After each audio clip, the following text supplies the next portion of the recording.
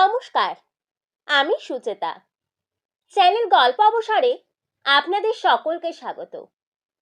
আজকে আমি আপনাদের পাঠ করে শোনাতে চলেছি বিভূতিভূষণ বন্দ্যোপাধ্যায়ের লেখা একটি ছোট গল্প, শান্তিরাম। আশা করি গল্পটি আপনাদের ভালো লাগবে। যদি গল্পটি ভালো লাগে অবশ্যই আমার চ্যানেলটিকে সাবস্ক্রাইব করবেন এবং গল্পটিতে একটি লাইক দেবেন।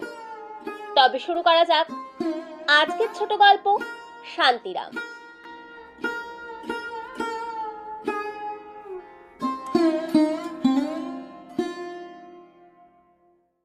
সন্ধ্যার কিছু আগে একখানা ট্রেন ছাড়ে। রাত 9:30 আন্দাজ সেখানা দেশের স্টেশনে পৌঁছায়।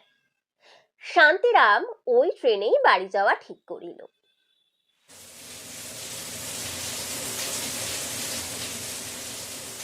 কলে জল আসিয়াছে, ঝরঝর শব্দে চৌবাচ্চায় পড়িতেছে।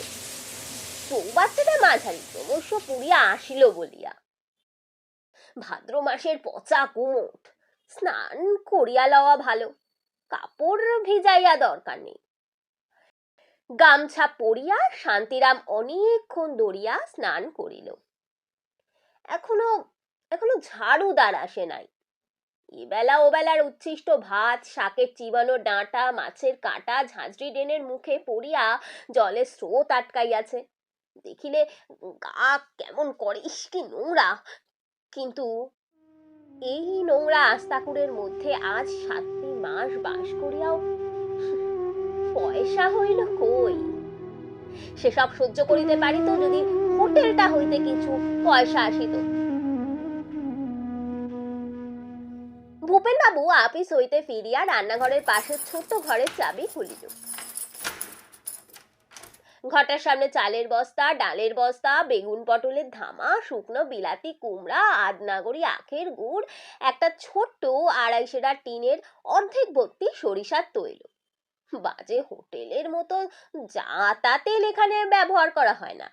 রামগোপাল মিলের মোহন মার্কা খাঁটি সরিষার তেল। কিন্তু এতেও হোটেল চলিল না। ভূপেনবাবু কলতলায় হাত পা ধুইতে আসিল। কাঁধে গামছা, পায়ে খড়ম। ছটির দাম বেশি। বেচারি 25টি টাকা মাইনা পায়। শ্যাম কোম্পানির অফিসে কাজ করে। ঘরের ভাড়া দেয় 4.5 টাকা।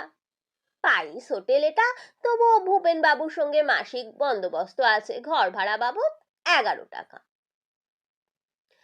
ভূপেন বাবু বলিল, শান্তিরাম বাবু, আপনি নাকি আজ চললেন? হ্যাঁ, না গিয়ে কি আর করি বলুন। এতদিন তো বেছে দেখলাম, কিছুই যখন হলো না তখন লাভ কি, আর থেকে আর খাবই বা কি? কেন, মানে আপনাকে এরা রাখবে না?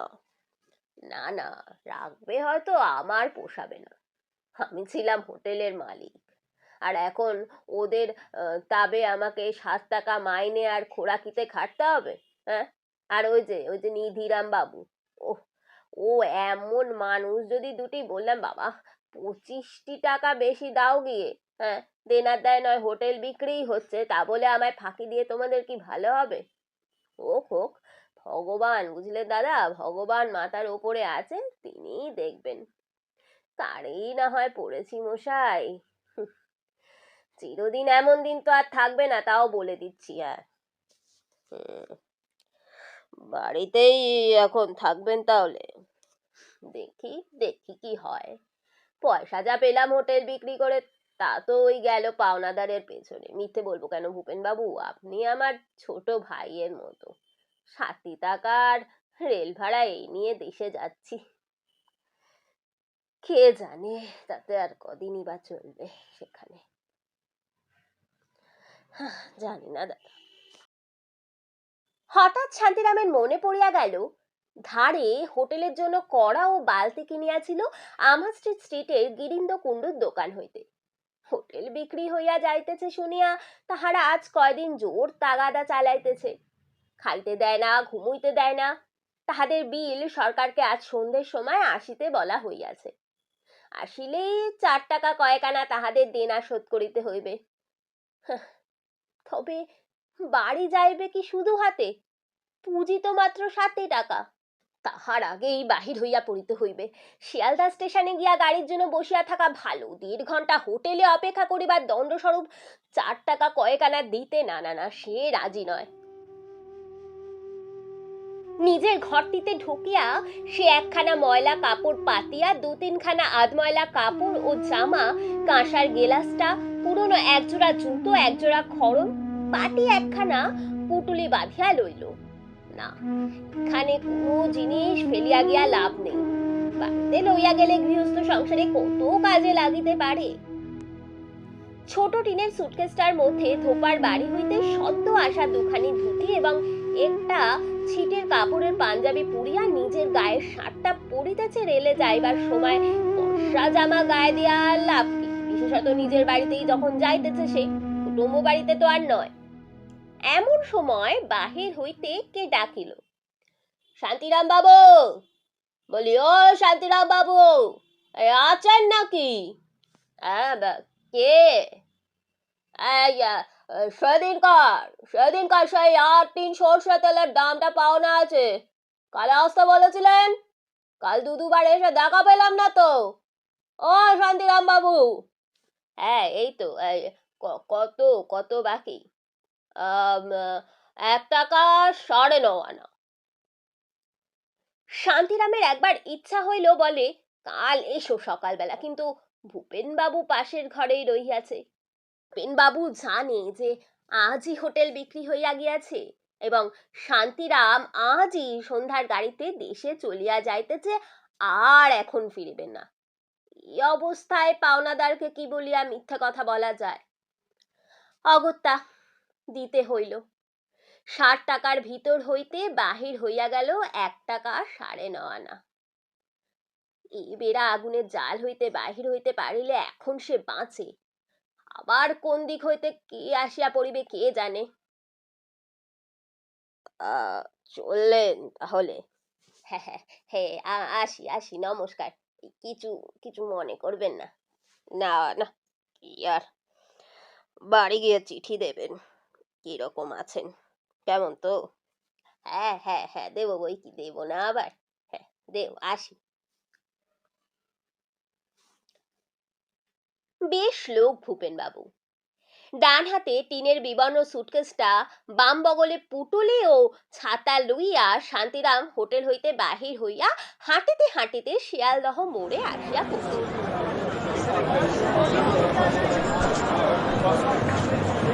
নাশপাতি, নাশপাতি, নাশপাতি। কত হে, কত গো নাশপাতি? বাবু, 2 পয়সা জোড়া। ডাকাত নাকি রে বাবা? 2 পয়সা জোড়া নাশপাতি কে কবে শুনিয়াছে গো? তা তোমার আপেলগুলো তো দিব্যি, কত দর গো? 4 পয়সা জোড়া। কি? 4 পয়সা? 4 পয়সা জোড়া কেন? পয়সা কি পয়সা না? বাবু, বাবু কোন জামা নামে আপেল পয়সা পয়সা বিকা? অনেক দর প্রস্তুর করিয়া শান্তিরাম ছোট ছোট নাশপাতি 2 পয়সায় জোড়া দরে 6টি কিনিল। 4 পয়সার 1 জোড়া আপেলও কিনিল। পরিমল নস্য হইবে কিছু, দেশে ভালো নস্য পাওয়া যায় না। ফলওয়ালাকে পয়সা বাহির করিয়া দিতেছে এমন সময় পিছন হইতে কে ডাকিল, এই যে, এই শান্তিরাম দা, এ কি যাচ্ছ কোথায়, বাড়ি নাকি? শান্তিরাম পিছন ফিরিয়া চাহিয়া দেখিল তাহাদের দেশের ঠিক গ্রামের নয়, ওই সরোজ মুখুজ্জি। সরোজ এখানে কোন মেসে থাকে, সপ্তাহে সপ্তাহে দেশে যায়, চাকুরি করে মার্চেন্ট অফিসে, 80-90 টাকা মাইনা পায়। আরে আরে ভাই, হ্যাঁ বাড়ি চললাম, এই সব সব উঠিয়ে দিয়েই চললাম। কেন হে, তো তোমার সেই হোটেল তার কি হলো গো?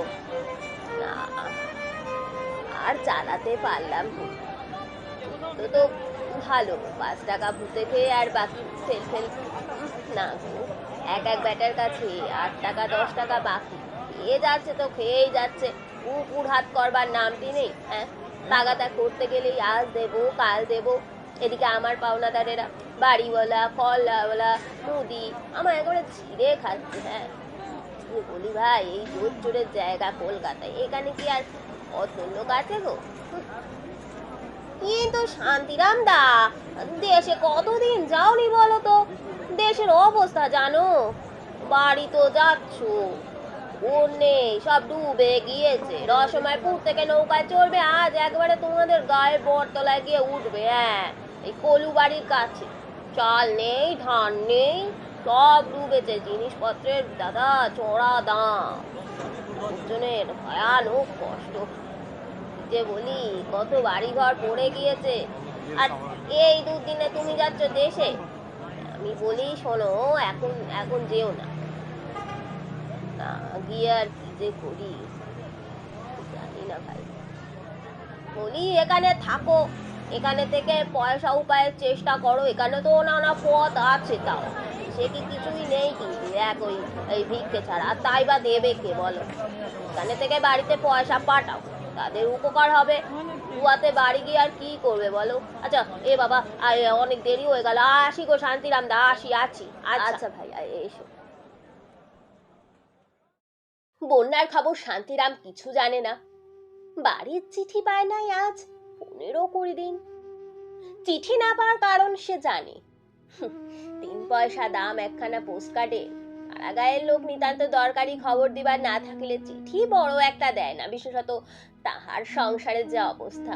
3টি পয়সা মানে 3টি মোহর। ট্রেন ছাড়িল, বেলা একদম পড়িয়া আসিয়াছে।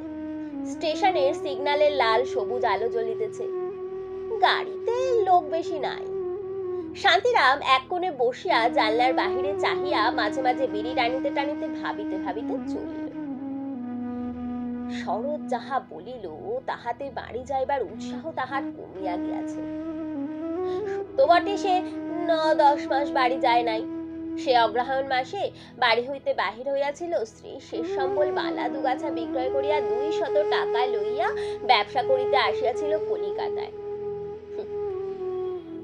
200 টাকার মধ্যে বাড়ি লইয়া ফিরিতেছে 5 টাকা, 6.5 আনা। অবশ্য এ কয় মাস কিছু কিছু খরচ পাঠাইয়াছিল বাড়িতে, কিন্তু গত আষাঢ় মাসের শেষ হইতে আর কিছুই দিতে পারে নাই।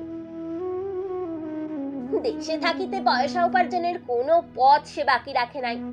লেখাপড়া তেমন জানে না বলিয়া চাকুরি জুটে নাই বা জুটিল চাকুরি। ব্যবসা করিয়া বড়লোক হওয়া যায়, চাকুরিতে নয়। গুড়ের ব্যবসা, কাঠ চালানির ব্যবসা, তরকারি চালানির ব্যবসা, এমনকি মাছ চালানির ব্যবসা পর্যন্ত। কিছুতেই কিছু হলো না।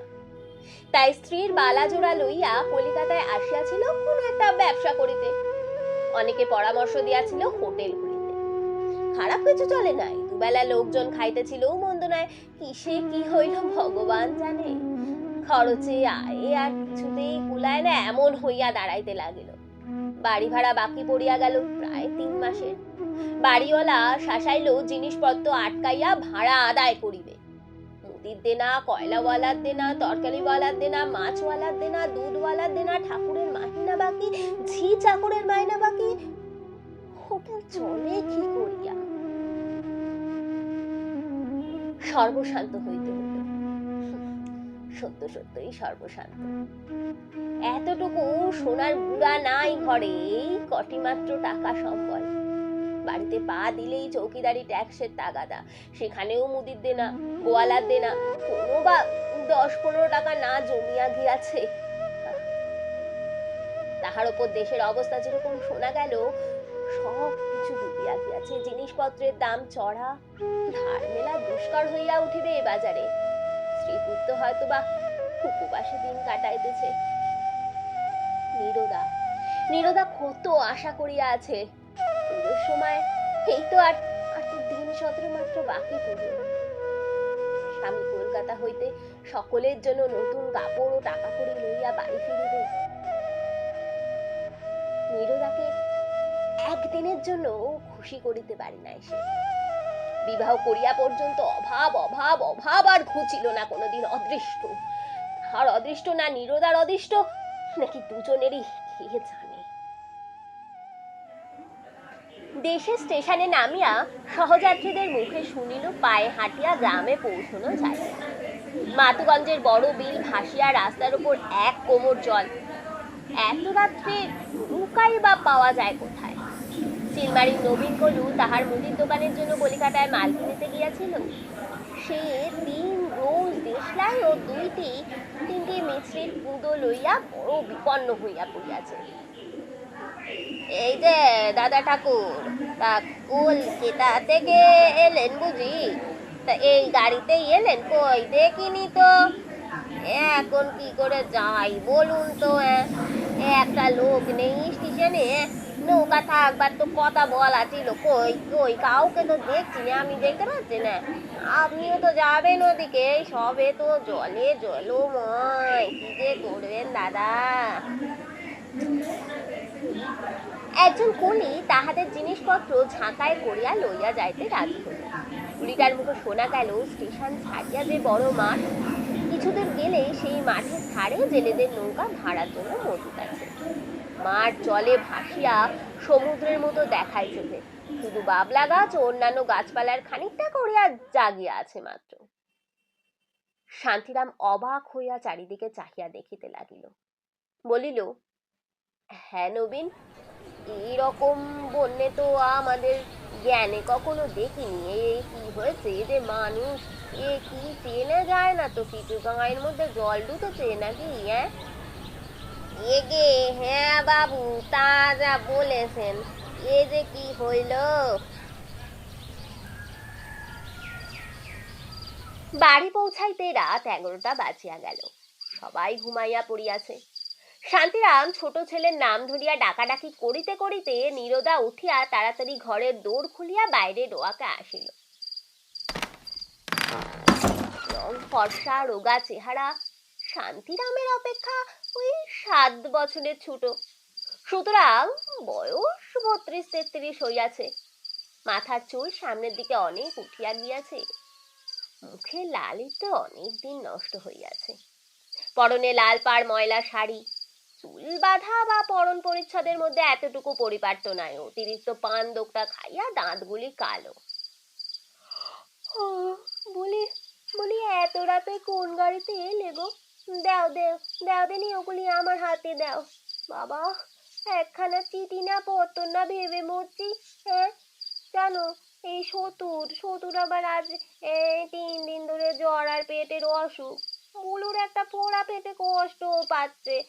ভাবছি আজকালকার মধ্যেই কেন পত্র দেব।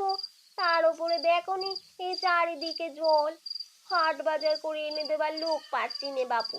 এই জল পেরিয়ে কে বলো দিনি আমার জন্য এই চিলেমারি থেকে জিনিস কিনে এনে দেবে?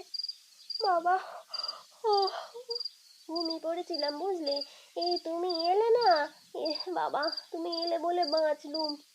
কি আতন্তরে যে পড়েছি, আর তার উপর এদিকে হাতে। ও বলো বলো রে, কি বলছে দেখো। এই যে যাই, চেঁচিও না বাপু, চেঁচিও না, কে এসেছে দেখো। তোমার তোমার শরীর ভালো আছে তো?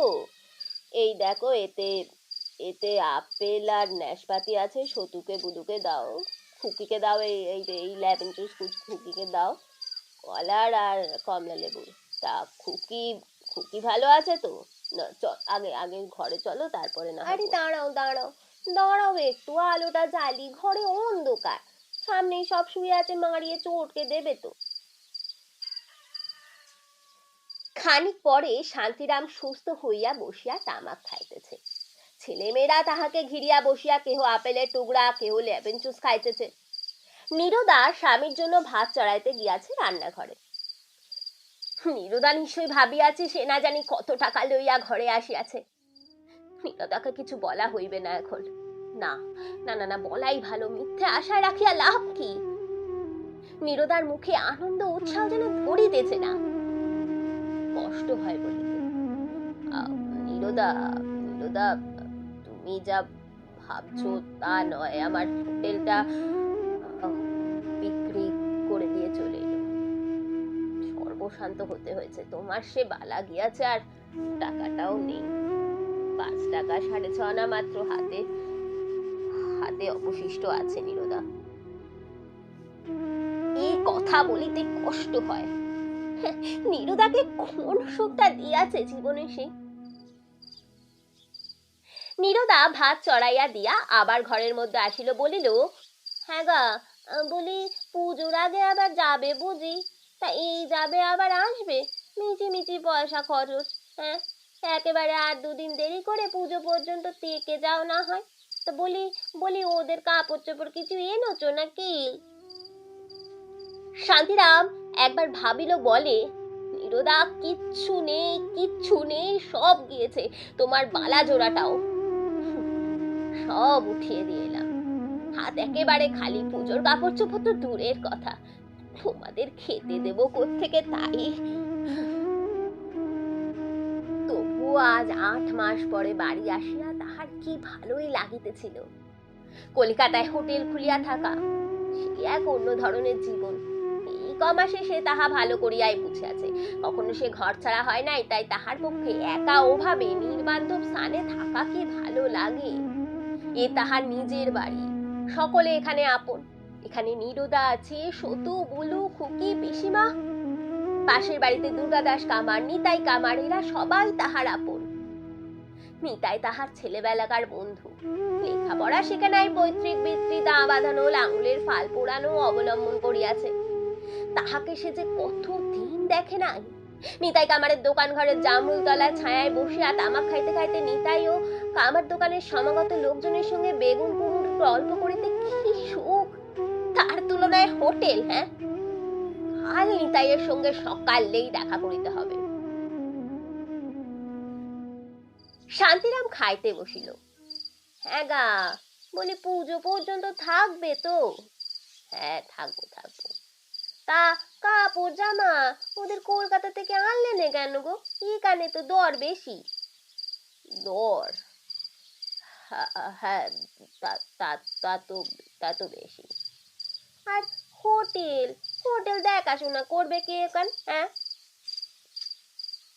শান্তিরাম কিছুক্ষণ চুপ করিয়া থাকিয়া বলিল, হোটেল হোটেল নেই। নেই? তবে কি অন্য কি? কেন? সেদিনে তো চিঠি লিখলে হোটেলের কাজ চলছে তো ভালো।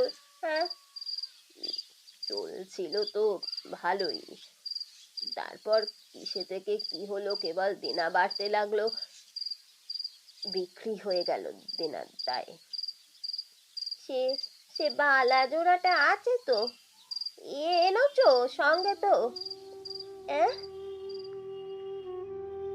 নীরদা এই ধরনের প্রশ্ন করিয়া বড় বিপদে ফেলে। এই ধরনের প্রশ্ন না করিয়া যদি বলিত, সে বালা দুখাচাও খুঁচিয়ে দিয়েছ তো, তা হইলে উত্তর দেওয়াটা সহজ হইত। সে বালা ঘুচিয়া গিয়াছে, মিটিয়া গেল। এতখানি আশা ভরা প্রশ্নের উত্তরে তাহাকে এখন না, সংসার করা এত বিপদ জানিলে সে বিবাহ করিত না। বিবাহ সে ইচ্ছা করিয়া করেও নাই।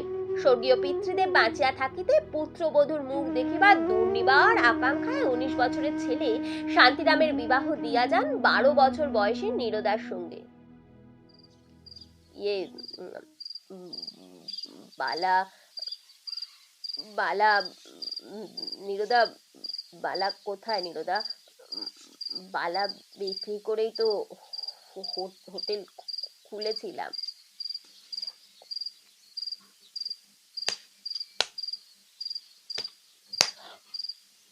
নীরদা হঠাৎ নিজের গালে চড় মারিতে মারিতে বলিতে লাগিল, ও মা, ও মা, আমার কি হবে গো? কি ছেলে মানুষই করো গো, থামো থামো। ছেলে মেয়েরা কাঁদিয়া উঠিল। শান্তিরামের আর ভাত খাওয়া হইল না। সে ভাত ফেলিয়া উঠিয়া নীরদার হাত ধরিল। স্বামী স্ত্রীতে তুমুল ঝগড়া বাঁধিয়া গেল। নীরদাকে শান্ত করিতে শান্তিরামের সময় লাগলো। মেয়ে মানুষকে বোঝানো দায়। অনেকক্ষণ পরে নীরদা কিছু প্রকৃতস্থ হলো, চোখে মুখে জল দিয়ে আসিয়া বলিল, তোমার খাওয়া তো আর হলো না, বলি আর দুটি ভাত আছে, বেড়ে নিয়ে আসি? না থাক, চলো শোয়া যাক, এখন রাত হয়েছে, তা 12টা কি 1টা তো বাজেই, চলো। শান্তিরাম স্ত্রীর প্রতি মনে মনে বিরক্ত হইয়াছে। একজোড়া বালা না হয় গিয়াছে, তা বলিয়া সে খাইতে বসিয়াছে আর এমন কুরুক্ষেত্র কাণ্ড! ছি ছি ছি ছি ছি, এর নাম সংসার? হ্যাঁ, একটু সান্ত্বনার কথা নাই, সহানুভূতি নেই। আচ্ছা, ভালোই হইতো সন্ন্যাসী হইলা গেলে কেমন হয়। অনেকে তো যায়, সংসার আর ভালো লাগে না। রামকৃষ্ণ পরমহংস না ঠিকই বলিয়াছেন, কামিনী কাঞ্চন অসার। তাহাদেরই গ্রামের পাশে বন্দিপুরের মুকুজ্জে বাড়ির বড় ছেলে রাধাকান্ত বহুদিন আগে সন্ন্যাসী হইয়া গিয়াছিল। এখন কি একটা বড় বেশ নাম লইয়া কাশিতে মঠ করিয়া আছে। বহু শিষ্য সেবক, ঘি দুধ খায়, কোনো কষ্ট নাই, পায়ের ওপর পায়ে তুলে একেবারে মোহর প্রণামী। হ্যাঁ, দিব্যি আছে।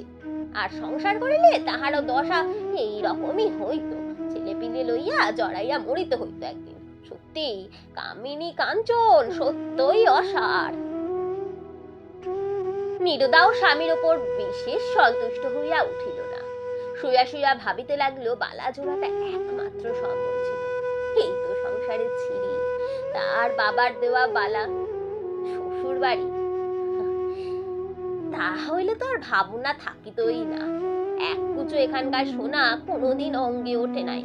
কি বিবাহই দিয়াছিলেন বাবা, অকর্মণ্য। আসল কথা এই এই যে অকর্মণ্য স্বামী।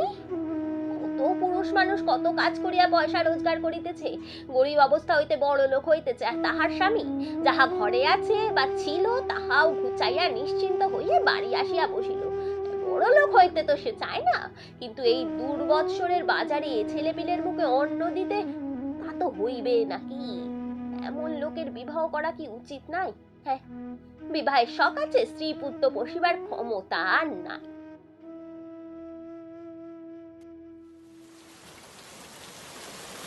শেষ রাত্রে ভয়ানক বৃষ্টি আসিল। ফুটা ছাদ দিয়া নানা স্থানে জল পড়িতে লাগিল।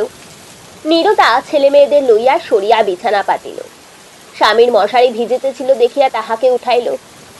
শান্তিরাম কাঁচা ঘুম ভাঙিয়া যাওয়াতে উঠিয়া বিছানার ওপর বসিয়া বলিল,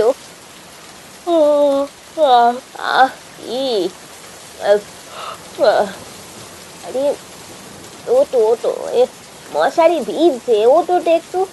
হ্যাঁ, বৃষ্টি এসছে বড্ড, দেখি সরো, এদিকে আসো, এদিকে আসো।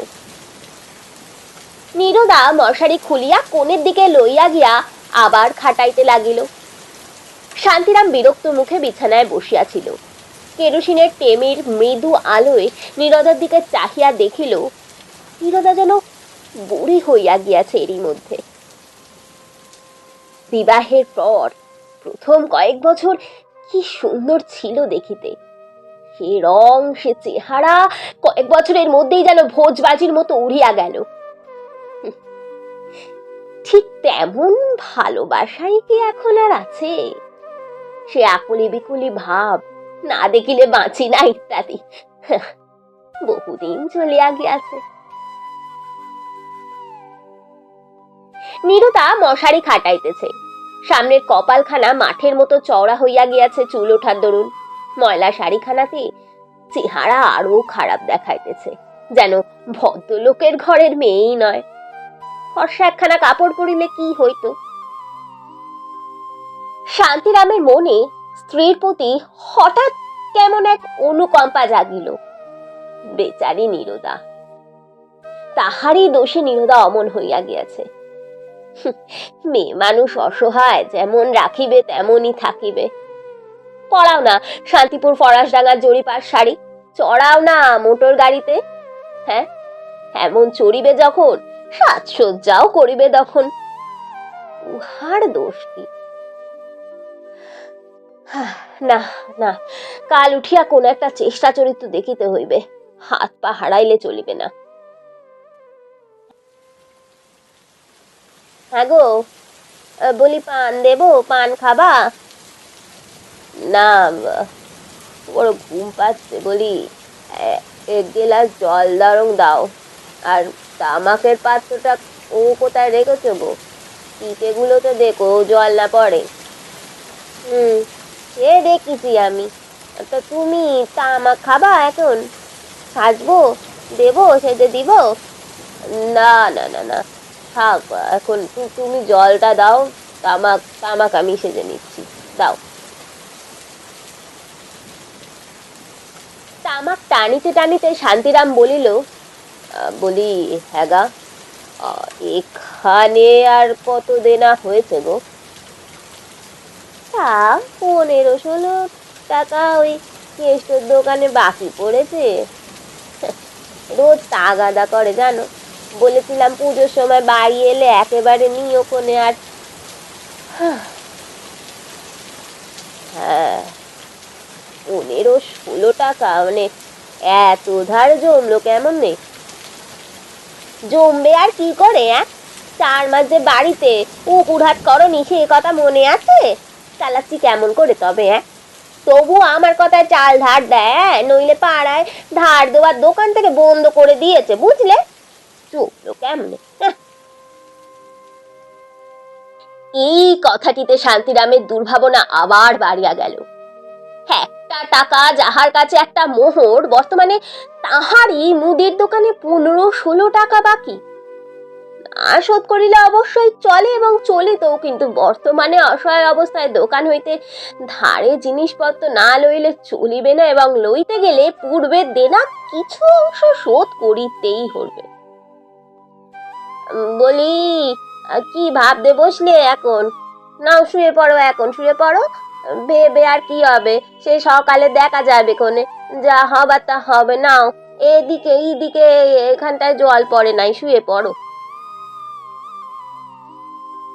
নীরদার এই কথাটা আবার শান্তিরামের বেশ লাগিল।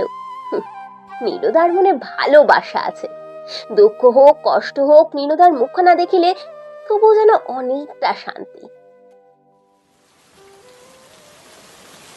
হ্যাঁ গা, শোনো, তোমাদের গায়ে মানে ওই এখানে ওই পশুপতি মুকুট যে কে ছিল না? হ্যাঁ, পুকুরদারের ওই যে গো, ওই বড় দোতলা বাড়িখানা। হ্যাঁ, ও তো আমার বিয়ে পর্যন্ত পড়েই আছে ওইভাবে। ওই বাড়িতে লোক এসছে, আজ পুকুরের ঘাটে গিয়ে দেখি গাড়ি করে নামলো একজন ছোকরা। হ্যাঁ, ওই 16-17 বছরের একটি মেয়ে আর এক বুড়ি, বুঝলে, বোধহয় ওদের মা হবে। মেয়েটা নাকি বুড়ো এস দেখতে, বুঝলে। ওরা শুনেছি ওই পশ্চিমে ওইখানে থাকতো। কি বলছো? সুপতি দাদার বাড়িতে? হ্যাঁ, তাই তো দেখলেন। ও, তা হবে হয়তো। সুপতি দাদা তো মারা গিয়েছেন আর 7-8 বছর তো হলো। তার ছেলে তো শুনেছি ইঞ্জিনিয়ার। এতকাল পরে দেশের কথা মনে পড়েছে বোধহয়। ওই কোথায় লখনৌ না কানপুর ওইখানে কোথায় থাকে। না না, কোন জন্মে তো আসতে দেখিনি। বাড়িটা তো ভাঙাচোরা, থাকবে কি করে ও বাড়িতে? এ থাকবে জানি না। নাও শুয়ে পড়ো তো।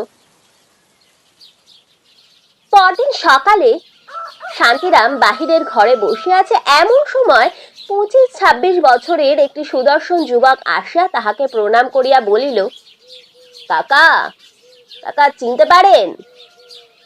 শান্তিরাম বুঝিল এটি পশুপতি মুখুজ্জের ছেলে, যাহার কথা রাত্রে হইয়াছিল। বলিল, আরে এসো বাবা, এসো এসো।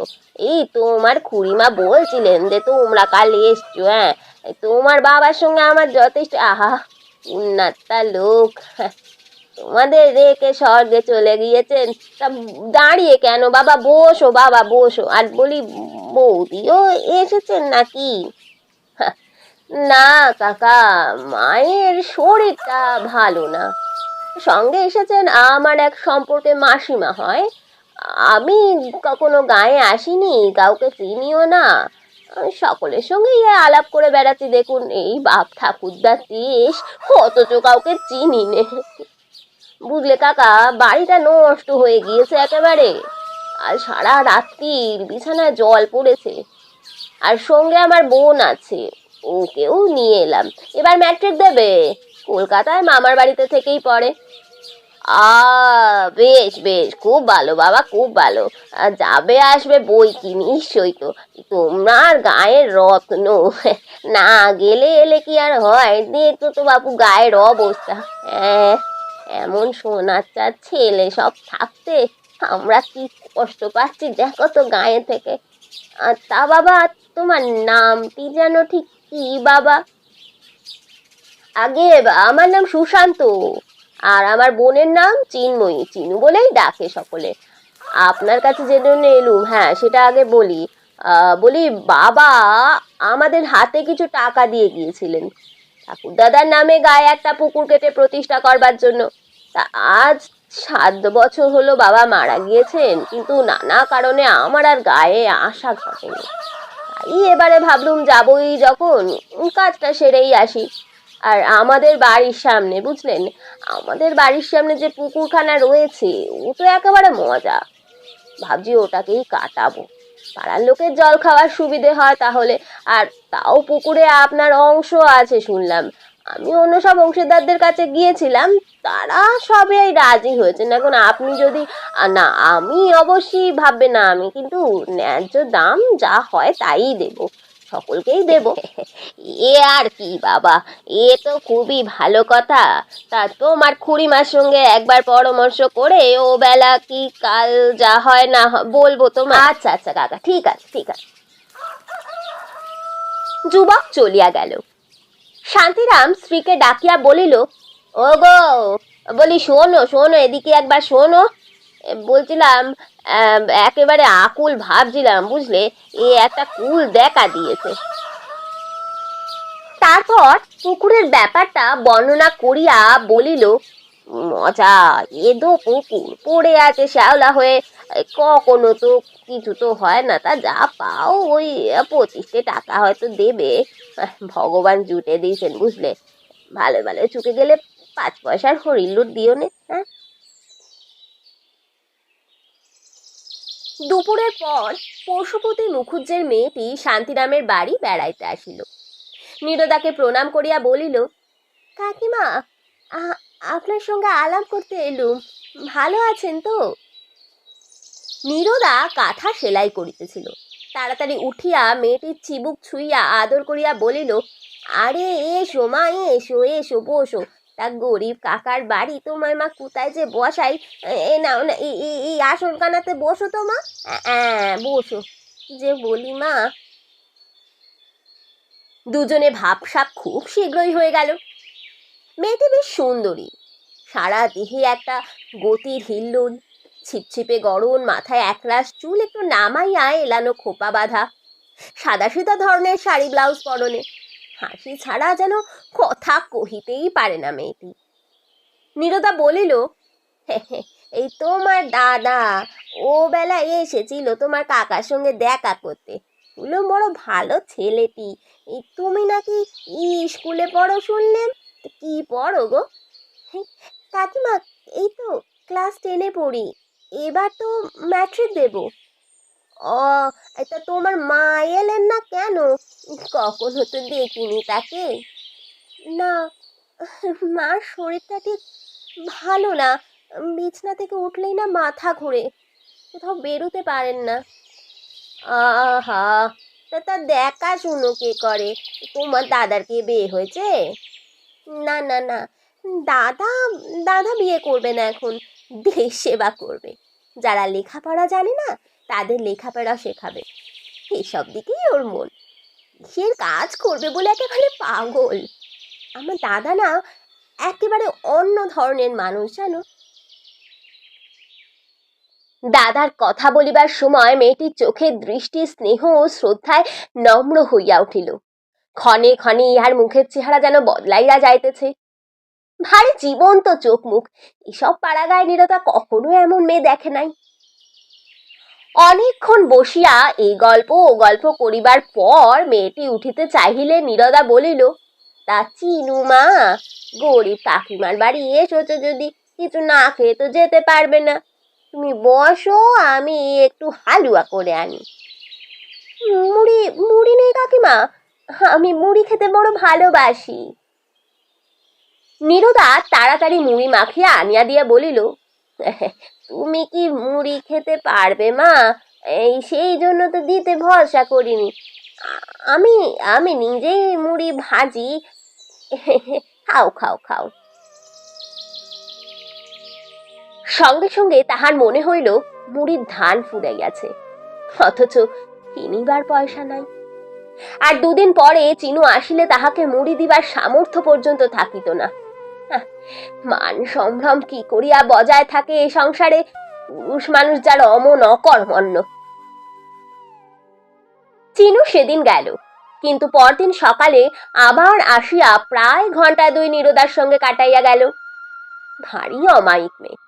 এদিন সংসারের যত তরকারি সব বটি পাতিয়া বসিয়া বসিয়া কুটিয়া দিতে লাগিল।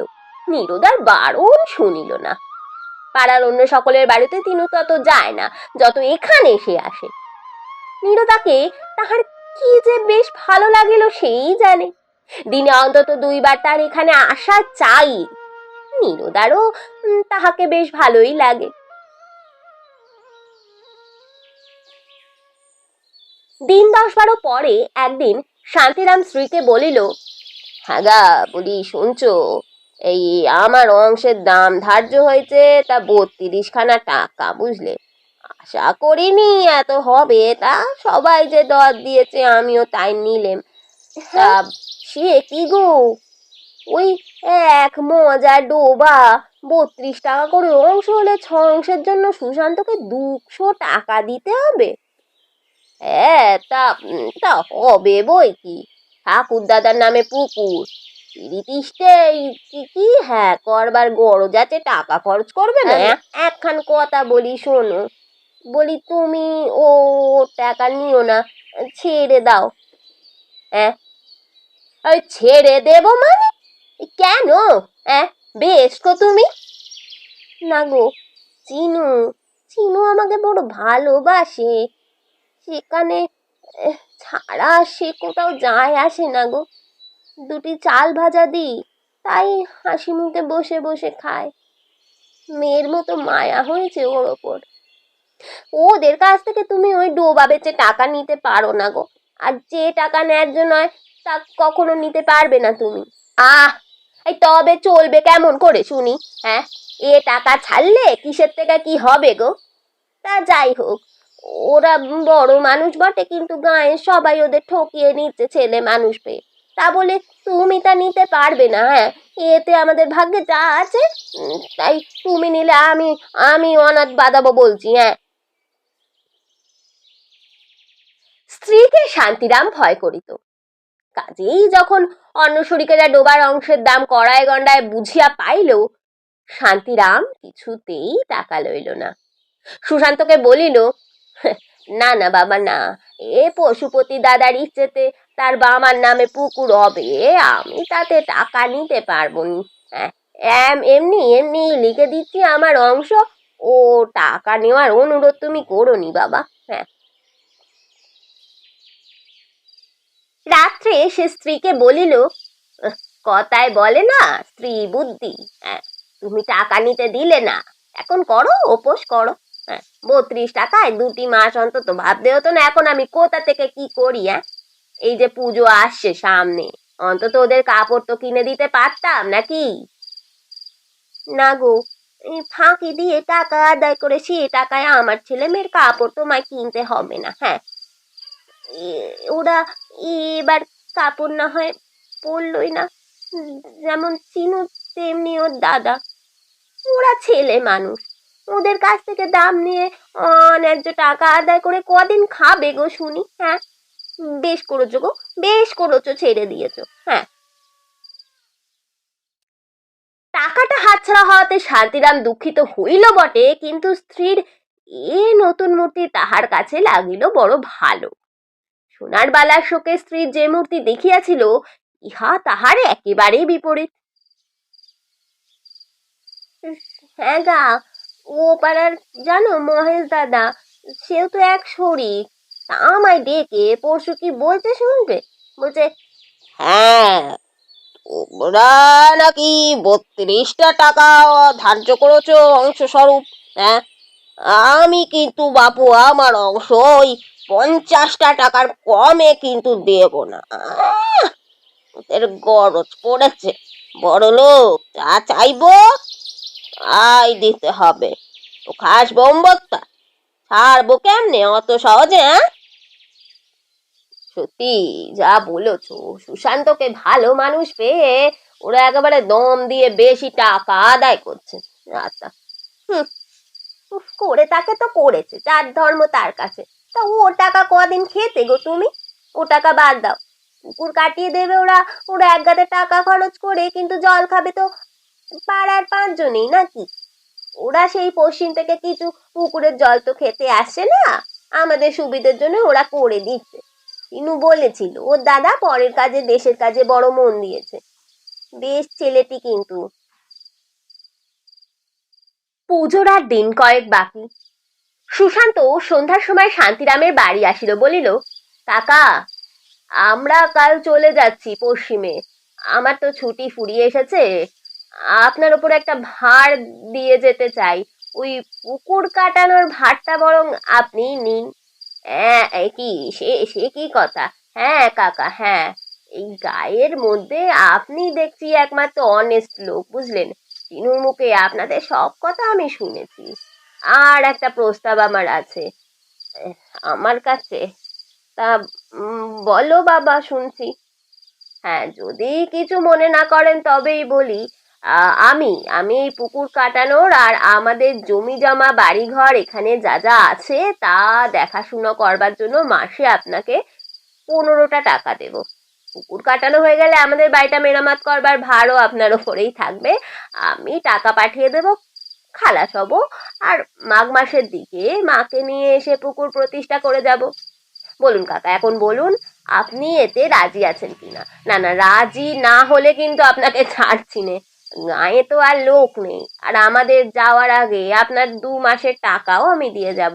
কেননা পুজো আসছে, খরচপত্র আছে তো। আর পুকুর কাটার দরুন আপাতত 100 টাকা, 100টা টাকা আপনার হাতে দিয়ে যেতে চাই।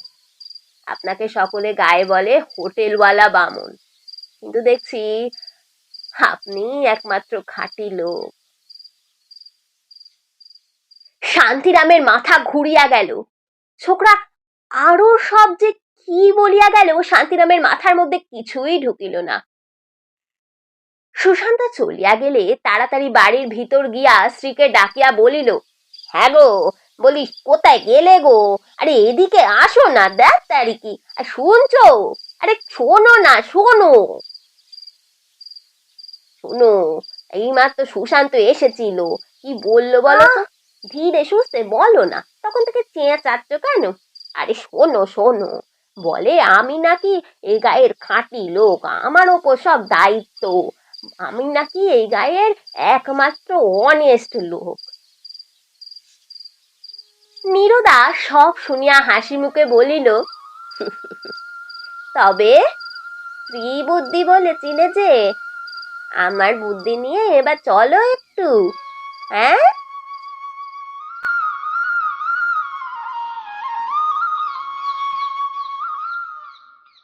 ধন্যবাদ। শেষ হলো আজকের ছোট গল্প শান্তিরাম। আশা করি গল্পটি আপনাদের ভালো লেগেছে। যদি গল্পটি ভালো লাগে অবশ্যই আমার চ্যানেলকে সাবস্ক্রাইব করবেন এবং গল্পটিতে একটি লাইক দেবেন এবং কমেন্টে অবশ্যই জানাবেন গল্পটি আপনাদের কেমন লাগলো। নমস্কার।